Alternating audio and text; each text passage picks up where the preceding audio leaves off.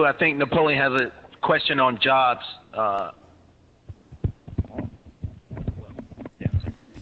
how you doing? My name is Napoleon Wright, and I'm 24 years old here from Raleigh, North Carolina. My question is this. Many U.S. jobs have been outsourced to other countries because it's cheaper. What is the president doing now to promote entry-level jobs here in the United States?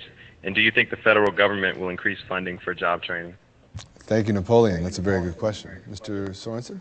The answer is I don't know. I don't know.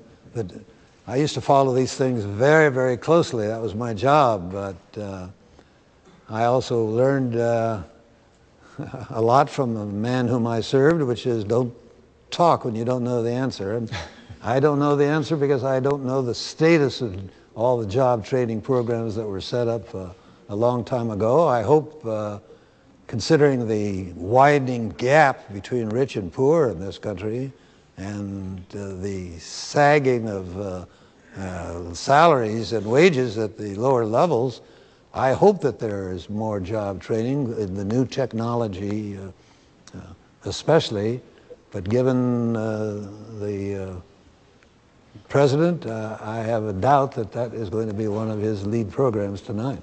Thank you very much. Well, fortunately, between the two of us, Ted Sorensen and I know everything. And this particular question of yours is the one that I know the answer to. And the answer is unemployment, which peaked early in the Bush years, has come down sharply.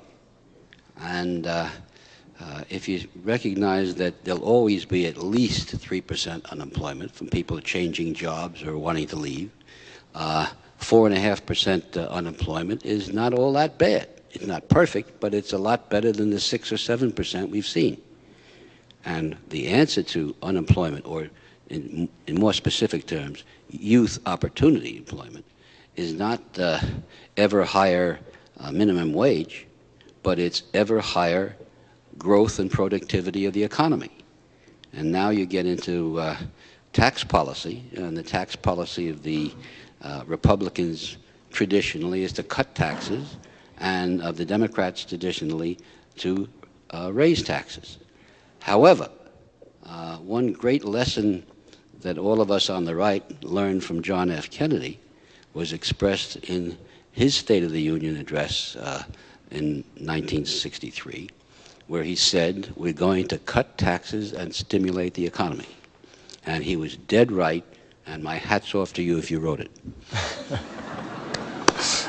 Well, I think a point of personal privilege, Mr. Chairman, I think I should comment on that. Be my guest. The rest of the tax package not mentioned by Bill was the reductions were across the board for low income, not just for the high income, and they included a closing of tax loopholes, which primarily benefited large corporations and high-end taxpayers. So it was a totally different kind of tax cut, given the fact that at the same time that we were cutting taxes, we were raising the minimum wage, we were enhancing Social Security, we were increasing subsidies for housing, we were helping those at the bottom end of the economic ladder, and the taxes were still at their World War II confiscatory rates, and so of course they had to be we cut. But the comparison is it's a different story. All right, thank you. You see, Richmond, you stirred them up.